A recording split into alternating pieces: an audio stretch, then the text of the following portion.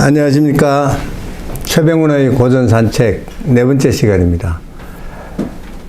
이번 시간과 다음 시간에 걸쳐서는 중국 고대의 그 사회 변혁기라고 할 수 있는 춘추 전국 시대에 대해서 말씀을 나누고자 합니다. 오늘은 춘추 시대에 대해서 말씀을 드리겠습니다. 중국 역사를 간단히 이렇게 보면 요순시대로부터 이야기가 나오고요. 하나라, 은나라 거쳐서 주나라가 이어집니다. 주나라를 통일한 것이 이 진나라고요. 진나라 다음에 한나라 이렇게 이어지죠. 오늘은 이 주나라 중에서 춘추시대, 그러니까 춘추시대 다음에 전국시대 이렇게 이어지기 때문에 춘추시대에 대해서 먼저 말씀을 드리겠습니다. 이 주나라를 서주, 동주로 나누는데 서주는 주나라 무왕이 건국한 때로부터 해서 서쪽에 견융족이 오랑캐가 침략을 해서 주나라 왕이 사망하는, 유왕이 사망하는 그때까지가 서주 시대입니다. 주유왕이 죽고 난 뒤에 그 다음 왕이 주평왕인데, 평왕은 오랑캐의 그 침략을 두려워해서 수도를 동쪽으로 옮깁니다. 옛날 호경에서 낙양, 그러니까 낙업으로 동쪽으로 옮기죠. 그래서 이때부터 동주 시대가 시작되는 겁니다. 그리고 전국 시대는 춘추 시대 마지막 부분에 가면은 진나라, 진주할 때 진나라가 세 나라로 갈라지는데 그때부터 전국시대로 보고 있습니다. 이 전국시대는 봉건제도가 붕괴되고 하극상이 이제 본격화되는 그런 시발점이라고 이렇게 보고 있습니다. 이 춘추 전국시대를 배경으로 해서 쓴 역사소설이 열국지죠.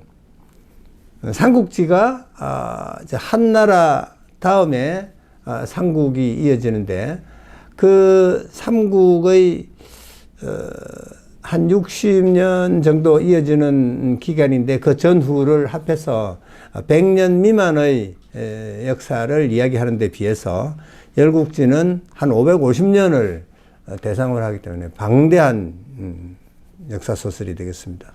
그리고 명칭은 춘추라는 말은 공자가 쓴 노나라 역사서가 춘추인데 그 춘추에서 따고, 전국시대는 유향이 쓴 전국책이라는 책이 있습니다. 거기에서 유래됐다고들 합니다. 주나라가 무왕으로부터 해서 처음에는 상당히 강성한 나라로 시작을 했는데 주유왕이 됐을 때는 유왕이 실정을 하기 시작합니다. 이게 제일 기본 요인이 그 포사라는 미인에 빠져가지고 원래 왕비와 자기 세자까지도 포사를 안치고 또 포사의 아들을 안치는 이런 형국으로 걸러갑니다. 그러면서 나라가 이게 기울어지기 시작하는데, 그래서 경국지색을 이 포사도 경국지색의 이야기를 하고 있습니다. 그 전에 뭐 하나라의 말희라든지 은나라의 그 달기라든지 이런 사람들도 뭐 있었지만, 주나라가 제대로 된 왕국으로서 이렇게 나아가다가 포사 때문에 망했다 이렇게 볼 정도로 이야기를 하고 있습니다. 너무 이렇게 기울어지다 보니까 그 원래 왕비가 신후인데, 신후의 그 아버지, 그러니까 왕의 장인이죠. 장인이 일부러 그 오랑캐를 불러들입니다. 왕이 정신 좀 차리라고. 그래가지고 왕성을 침공하고 이렇게 했는데, 그 신후가 의도하지도 않았게도 주유왕이 죽게 됩니다. 왕이 죽기까지를 바란 건 아니었는데 죽게 되고, 그러면서 그 포사의 아들 백복도 피살이 되고, 그래서 원래의 아들이 세자였던 의구가 즉위했는데 그분이 바로 주평왕입니다. 주평왕은 오랑캐의 침략이 두려워서 서쪽에 있던 호경에서 동쪽 낙읍으로 수도를 옮깁니다. 이때부터 동주시대가 시작되는 거죠. 지도에 보시면은 춘추시대 초기의 어떤 모습, 이런 것을 간략히 볼 수 있습니다. 제일 동쪽에 제나라, 그 다음에 중간쯤에 진나라, 그 다음에 서쪽 끝으로 진시황 할 때 진나라, 그리고 남쪽으로 초나라, 그리고 가운데 전체가 주나라죠. 그리고 작은 나라들이 파란 글씨로 이렇게 좀 적혀 있고, 오른쪽에 동그라미로 이렇게 그려진 부분은 아직은 초기에는 나타나지 않았는데 나중에 오나라 월나라가 나타나는 지역이죠. 대강의 위치를 볼 수 있습니다. 그 다음에 이 춘추시대는 그러면 어떤 특징이 있느냐.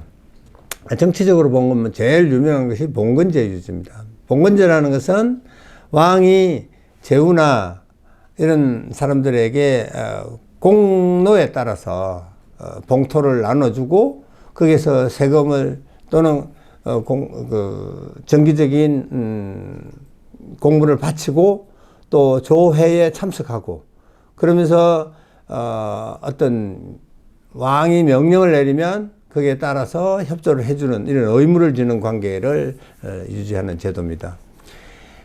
그러면서 이 봉건제가 유지되는 속에서 주나라 왕실의 명목은 춘추시대에는 유지가 됩니다. 물론 실권은 제후들이 잡고 있지만 주왕의 어떤 권위나 이런 것에 힘입어서 또는 형식적으로라도 주왕을 존중하는 그런 사회가 되고 있습니다. 근데 사회적인 측면에서는 세습제가 이렇게 유지되고 하극상이 심합니다.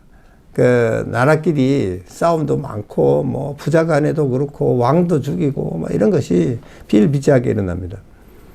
그리고 이제 또 하나의 특징이 시족들이 권력을 집중한다는, 이게 공자가 태어난 노나라 같은 경우에 삼환시가 그걸 잡았다든지, 진나라 말기에 보면 6성을 가진 경대부들이 그 실권을 잡는다든지 이런 것들이 대표적입니다. 경제적인 측면에서는 우경법, 그러니까 소를 이용해 가지고 농사를 짓는 거죠.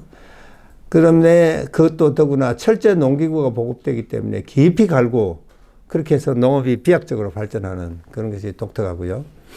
문화적인 측면에서는 춘추시대 말기에 노자나 공자 같은 중국의 철학이 생성되기 시작하는 굉장히 큰 특징이고요. 그 다음에 이것이 전국시대에도 장자나 맹자 이런 사람들이 개성이 되고, 그 다음에 이제 군사적인 측면에서는 이 당시에는 보병전이라기보다는 병차전입니다. 그러니까 대체로 단기에 전쟁이 끝나는 그런 특징을 볼 수 있습니다. 이 그림에서 보시면은 말이 4마리가 끄는 이런, 이게 하나의 병차입니다. 그래가지고 이걸 한 성이라 그러는데, 이 병차 몇 성을 거느리고 전투에 나가느냐, 이런 것이 전쟁 규모를 표현하는 그런 걸로 볼 수 있습니다. 그 다음에 이 춘추시대에는 뺄 수 없는 이야기가 춘추오패입니다. 주나라 12대 왕이 아까 포사로 인해서 실정을 하던 유왕인데, 유왕 때문에 왕실의 권위가 아주 추락을 합니다. 제후들이 힘을 얻고 패권 다툼이 시작됐어요. 그래서 이 패권 다툼에서 최고 힘을 가진 사람이 패자가 되는 거죠. 이 패자가 춘추시대에 5명이 나옵니다. 그래서 춘추오패라 그러는데, 패자는 어떤 명분을 유지했느냐면은 존왕양이라고, 존왕이라는 것은 왕을 존중한다는 뜻이고, 양이라는 것은 오랑캐를 물리친다는 뜻입니다. 그러니까 주왕실을 위해서 오랑캐를 물리친다. 그래서 자기들이 볼 때 마음에 안 드는 사람을 정리하고 공략도 하고 도와주기도 하고, 이렇게 해서 제후국들 간의 질서를 유지해 나가는 최고 힘센 사람이 패자가 되는 거죠. 이 패자가, 이 오패가 누구냐 하는 것이 이제 설이 있는데, 그 한 설은 제나라 환공, 진나라 문공, 소나라 장왕, 그리고 오나라 왕 합녀, 월왕 구천, 이렇게 보기도 하고요.